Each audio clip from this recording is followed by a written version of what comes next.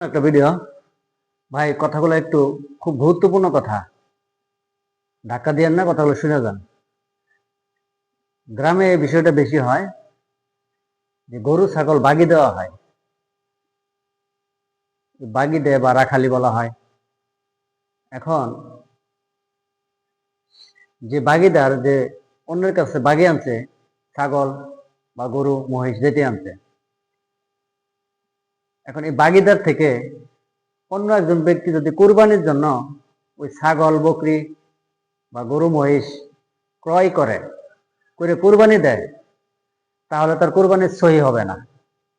কারণ সেই পশুর মালিক সে না। বাগিদার কখনো মালিক হতে পারে না। আসল মালিক হলো যার কাছ থেকে সে বাগি নিছে, সে হলো মালিক। এরকম হয়ে থাকে যে বাগিদার, যার কাছ থেকে বাগি নিছে, গরু মহিষ পালতেছে, ছাগল পালতেছে, তার সাথে যোগাযোগ নাই, টাকার প্রয়োজন, সে কুরবানিতে বিক্রি করে ফেলাইছে। এখন যাই ক্রয় করছে সে তো জানে না কিসের গরু এটা।